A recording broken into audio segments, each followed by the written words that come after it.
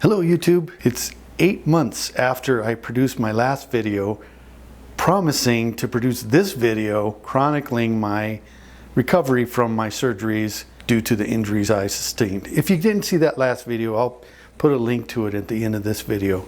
So I basically had 2 surgeries. The first one was to reattach the hamstring that was detached.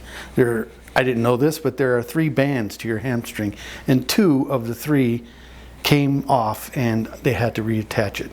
The doctor, due to the time period that it transpired from when the injury happened and when he did the surgery, he kind of had to dig a little deep to find the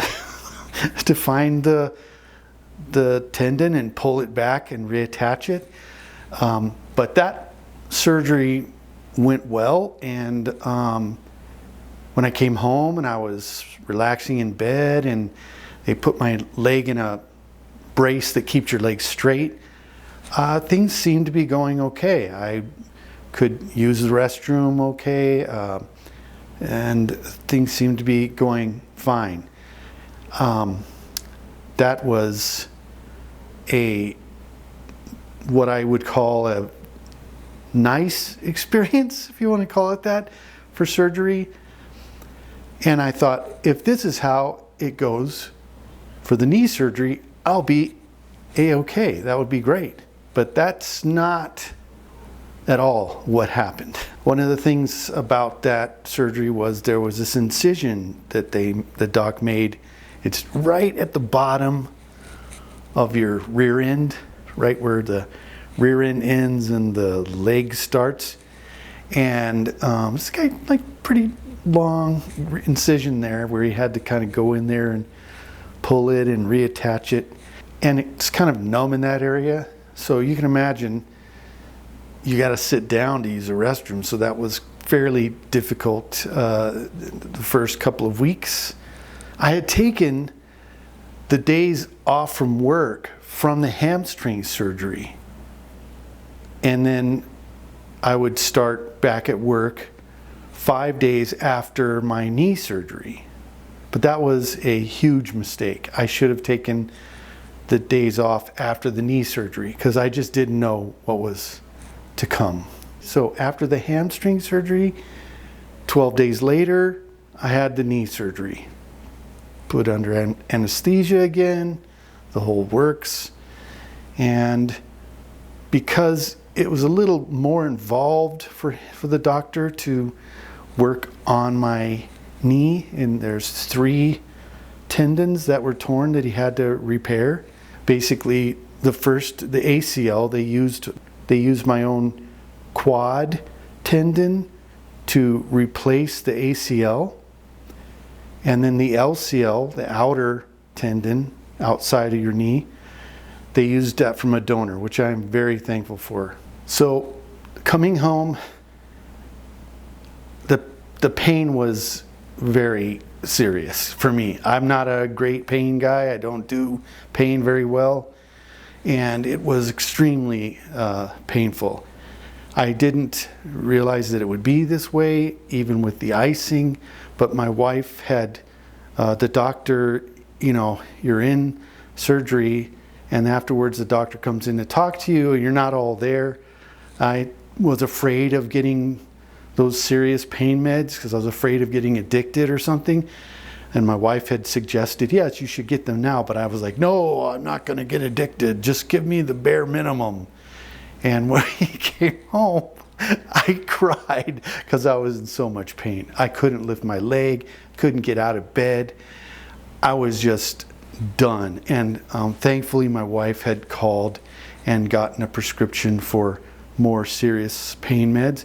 And I think the reason why they do this is because of the opioid epidemic, where they just don't want to send people home with this really powerful pain meds in the chance that you could get addicted from it. So I got those OxyContin pills, and they did the job for me, and it didn't happen. I didn't become addicted. I thought I would because of all the movies and so forth that I'd seen about it, but it really wasn't I was just thankful to have them because the pain was pretty bad for the first 3 or 4 days. It was pretty serious, but things got better as time went on. Doing this hurts like a son of a gun. Trying to lift my leg and move it. There's some pain in my nerves that make it difficult to do this for too long, and then my leg starts getting wobbly and stuff. Oh, damn. So as you're healing, you have to eat and drink, of course, but pain meds do a real number on your ability to do the number 2. So that was a very hard thing to deal with. It was really difficult. And the fact that I couldn't lift my leg, the fact that I couldn't bend my knee, you can imagine I had one of those seat extenders for your toilet. Even that was hard to get to.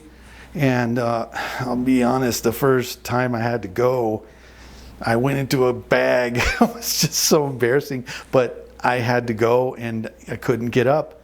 And that's when I felt really desperate. I actually reached out and found this channel on Reddit about ACL, and I was reading a bunch of other people, the experiences they were having as well. It was giving me encouragement to find out that I'm not the only one, and it's not odd that the things I was going through. So that was if you're going through that, I would highly recommend that you find that channel. I'm not really a big Reddit fan in general, but that subreddit really helped me get through a lot of things and understand what goes into all this healing. Even though the doctor had helped me with all this, it just helped to hear it from somebody else going through it, what they were going through, and I could express what I was going through. Getting in and out of the car was very difficult. Having to try to slide in and deal with the pain that I was struggling with, to go to the follow-up doctor appointments and to my PT.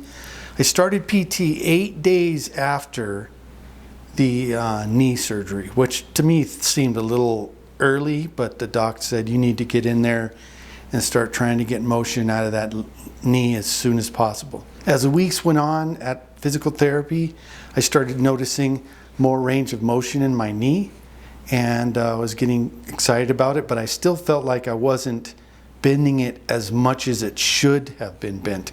So it was really worrying me, and I thought that I was kind of falling behind, and it gave me a lot of anxiety, thinking that my knee would never recover. May 7th came along, and the doctor cleared me to be able to walk. I was able to take the brace off, and I could walk around on crutches.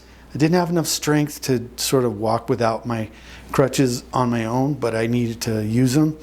And in this video here, you can see that I'm just walking away from the doctor's office for the first time without having to wear my brace.